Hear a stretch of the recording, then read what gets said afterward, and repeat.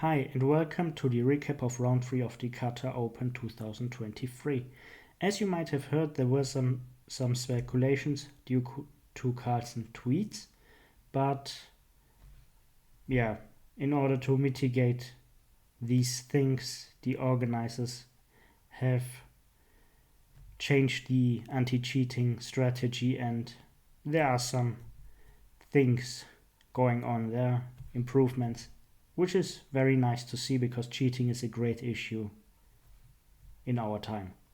So now this being said, let's just jump to the games which I have chosen, and I want to show you the game Jumabayev playing white here against Baskin, a young German international master, one of the few remaining international masters on the top boards in round 3. And usually here in this position knight to e5 is being played, but among other moves like knight c3, but Jumabayev had a very interesting novelty, which is also the suggestion of the engine, so it's possible that he was still in his preparation. So white plays d5, black takes once and plays bishop to c6, using the pin against the pawn on d5. Now the pawn is 3 times attacked but only once defended, so white defends it one more time. Now it's twice defended, so still not enough. Knight takes d5, and here comes the idea of white, knight to e5. Now you can see that the knight on c6 is attacked and black should watch out what is happening. So Baskin took on c3 and queen takes c3, and now the knight has to move, twice attacked, 0 times defended, bishop e4 played. And now comes bishop to b2, and it's very clear that black has issues on the king side. And he decided to play f6. But before we look into this, let's just see what had happened after something like castling and knight to d7, because now there's this threat of checkmate in 1. So actually bishop f6 was fine, and after knight takes f6 there might be queen f6 forced, or queen takes f6, gf6, and this position is equal. It might be a little bit unpleasant to play after later on a potential bishop takes f6, but the position is equal. So let's go back. So as I said, f6 was played, and now you can see the king is in the center and probably very weak. Knight goes to c6, attacking the queen, and b4 played, queen to c1. White just wants the queen to be defended if it stays on the c file, and it has to stay in order to defend the c6 knight. Now black decides to take on c6, queen takes c6, check, king f8, and now we can see that the king is super weak here and black should be worried. After rook e1, rook c8, there was queen e6, and now you can see that there's a lot of pressure. Bishop c5, just rook a d1, and now the queen is attacked. Queen e8, of course, white doesn't want to exchange, he's actually a pawn down, so queen to f5, attacking the queen, queen to c6, and now white is improving his pieces while black hasn't finished the development yet. So rook e6, bishop takes f2, and black decided to resign after king to f1 because a lot of material is hanging and development is just horrible.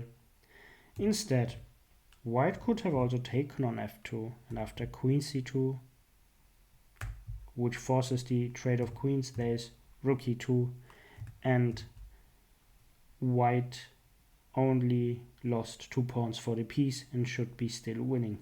So a very beautiful and short game, by Jumabayev, showing superb preparation. And this being said, let's jump to the next board. And I was very pleased to find out that Kevlishvili, a Dutch player with probably Georgian origins or roots, obtained his Grandmaster title. He was rated over 2,500 for a longer time, but an international master. Now he has fulfilled all the norms and the requirements. So let's see what he plays against Vachidov, a very strong Uzbek player rated above 2,600. As you can see in this position, White has an extra pawn on f5, and there are some tactical ideas here, so Black should react, and he reacted with rook to c8, and the idea is that he can play against the c2 bishop. And White took on a7, knight takes a7, just exchanged, and as you can see now, the rook is attacking the b2 pawn, but Black might have missed something, and this is knight to e5. And after rook takes b2, just rook a8 check, king to h7, only move, knight takes f7, and now threatening checkmate in one, very unpleasant. So g6 is forced, and after g6 comes rook to a6, not only hitting this knight but also the pawn on g6. Knight e4 played. Now White just grabs the pawn, and again, this time he's even 2 pawns up. And Black is in trouble. After king to g7 there came knight to d6. As you can see, White is trying to exchange material. Knight f6, but this does not work because of knight f5 check. King takes g6, knight takes h6, and Black can actually not take, well, he can take, but he's just 2 pawns down. And the game continued a couple of moves. After knight d5 there was just h4, rook b4, f3, protecting everything, knight f4, and now came an interesting moment when the White player finally managed to exchange the knights after knight to d5, giving up the h-pawn. So what you can see is that in order to convert in an easier manner, White just gave up a pawn, and he's still 1 pawn up. And the game continued a few moves, and we will just jump into the interesting part in the end, which is here after king g6, because the b pawn is almost promoted. So rook h8 came, then f6, rook g8 check, king h6, rook h8 check, king g7, rook h5, and now f7, and there is no defense because after taking, White can just take, and promoting doesn't lead to anything because White also promotes and is up an entire rook, and there's no perpetual check. So Black just resigned earlier without seeing this. So now let's move to the next board. And the next board saw an encounter between 2 young Uzbeks, Yakuboev, rated above 2,600, Grandmaster, against Madaminov, a very young and strong player, rated 2,480, still an international master, but probably very soon a Grandmaster.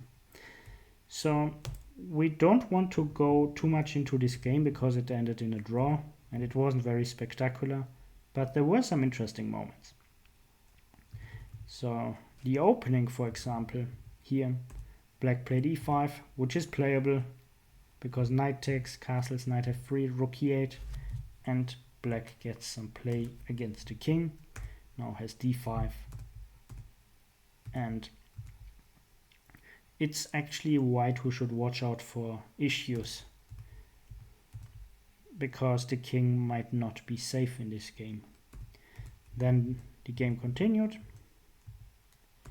They exchanged some things, and this is a very interesting moment because it looks like preparation. Because taking on b2 is very strange. And now Jumabayev didn't move the rook, he just played h4. And taking this bishop is not good because of queen takes c1, and as you can see, black has huge weaknesses on the long diagonal. So instead, queen d6 was played, h5, rook a d8, h takes, g6 opening the h file, and king f1. So finally the king moved away from e1, but it moved to f1. But it's still safe there. At least safer than on e1. So queen takes a3, and now white didn't play very accurate. White should have played something like rook b1, but instead played d4, then followed bishop takes c1, bishop takes c1, queen a1, d5, and now black could have claimed some advantage, or big advantage, after c6, but he didn't play this, and after rook e5, queen d2, rook h5, this position is a draw because black can't avoid the perpetual because of some issues. But there's also this bishop hanging, so neither side can advance. This being said, let's move to our next board.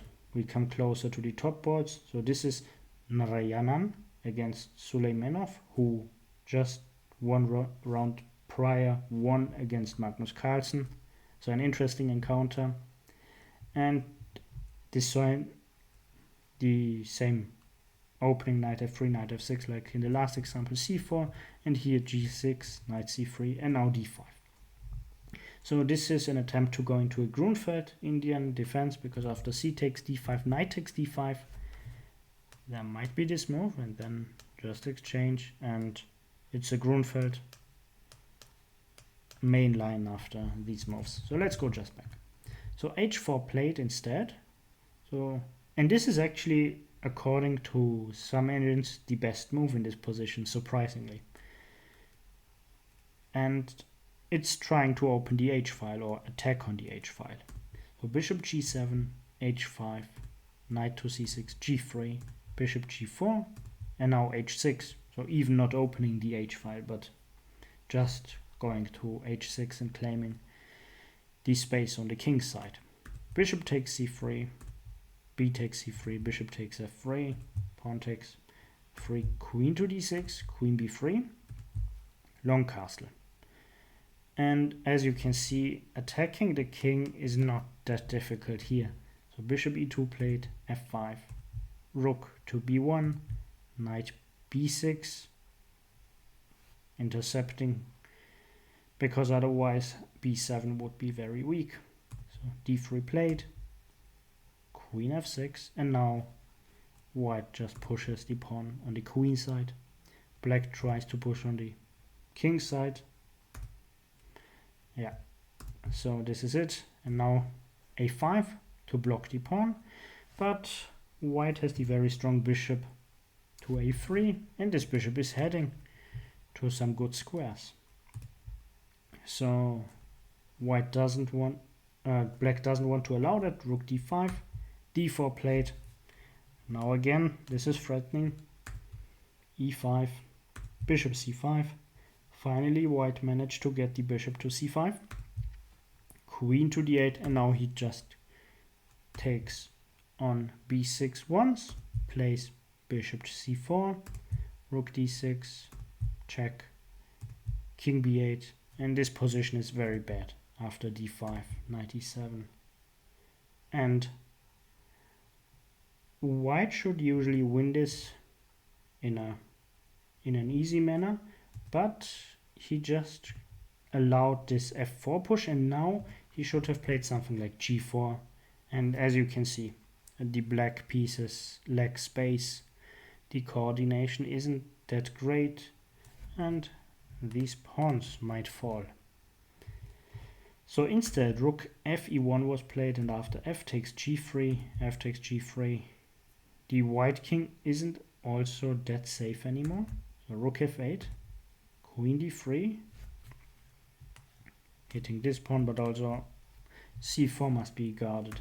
Knight to c6, exploiting this pin. This pin against the pawn. So king g2 played, and now a mistake by black. Black should not have played knight to d4. The reason is because rook takes e5 is working, and after knight takes f3 there's just a move like rook f1, which is completely fine. g4 and rook e4. Now this pawn is also weak. Rook d8 played, so this rook is at least protected. Queen to e3, rook fe8, and rook takes g4, and there is not much black can do. Knight e5, rook to g7, and the game ended in a couple of moves. So let's go to our next encounter, which saw Gregory Kaidanov, who is rated 2550 but over 60 years old, so very experienced player, facing Sindarov, and I chose to jump right into the endgame because, as you can see, white has 2 rooks and 3 pawns, while black has 1 rook, 1 bishop, and 5 pawns. So black has 2 pawns for the exchange, 2 pawns, bishop for the rook. And as you can see, this might be equal according to the engine, but it's incredibly difficult to play it over the board with white because there are so many pawns and so many passed pawns. So king d6 was played by Sindarov, and white played rook b5, which is still fine according to the engine. Then king e5, rook h8, the logical idea, attacking the pawns. King to d4, and now there's only one move for white which is not losing, and this is very surprising. It's rook to c1, rook takes a3, check, check, and now taking on h6, but still the king can take on g4 and then check, and now the h pawn is a passed pawn. This pawn is going to fall after rook to g6, excuse me. Rook h3, for example, check, and the position is equal according to the engine. But this is incredibly difficult to figure out in a game, especially if you don't know the evaluation. I believe that Kaidanov might have thought that this position is already losing and therefore has played rook to g3. So c4 played, rook takes h6, c3, rook h8, rook c5, and now this pawn is just going to be promoted because after rook c1 just king enters the game, and rook c4 going to check, h6 played, but along the way black just took some material while also threatening this check. Rook takes c2, and now check, king f2, rook g2 check, king f1, and rook takes c2, and here white finally decided to resign. Why?